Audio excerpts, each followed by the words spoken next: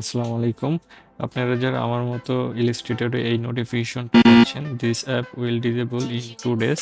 So তাদের জন্য এই ভিডিওটা অনেক হেল্পফুল হবে আশা করছি। So let's go to Windows defender. তারপর আমরা চলে যাব অ্যাডভান্স সেটিংসে। অ্যাডভান্স সেটিংস থেকে আমরা ইনবাউন্ড রুলসটা ক্রিয়েট করব, দেন নিউ রুলসে যাব।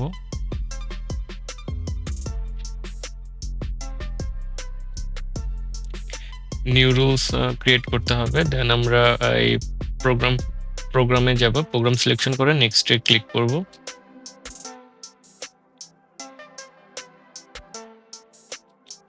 নেক্সটের পর আমরা দিস প্রোগ্রাম পাথে চলে যাব, তারপর দিস পিসি, তারপর আমরা চলে যাব হচ্ছে প্রোগ্রাম ফাইলসে।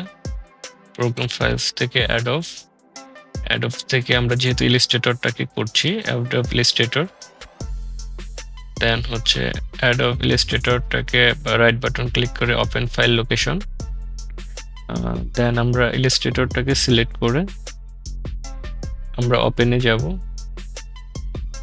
দেন নেক্সট। তারপর আমরা ব্লক দ্য কানেকশন, তারপর নেক্সট। তারপর এখানে আমরা যে সফটওয়্যারটা করছি তার নাম এআই, তারপর ফিনিশ। এখন আমাদেরকে বা যেটা করতে হবে সেটা আমরা ঠিক সেম প্রসেসে আউটবাউন্ড রুলসটাকে করব। এখন আউটবাউন্ড রুলসে গিয়ে আবার নিউ রুলস ক্রিয়েট করব, সেম প্রসেসে প্রোগ্রাম, তারপরে নেক্সট ক্রিয়েট করব, ব্রাউজে যাব, আমরা একবার অ্যাডোবে যাব, ডিরেক্ট অ্যাডোব ইলাস্ট্রেটরটা সিলেক্ট করে আমরা রাইট বাটন ক্লিক করে আবার অ্যাডোব ইলাস্ট্রেটরটা সিলেক্ট করব, দেন ওপেন, দেন প্রোগ্রাম পাথ শেষ, নেক্সট, ব্লক কানেকশন, নেক্সট, তারপর আবার নেক্সট। এখন আমরা আবার লিখে দিব এআই, ফিনিশ।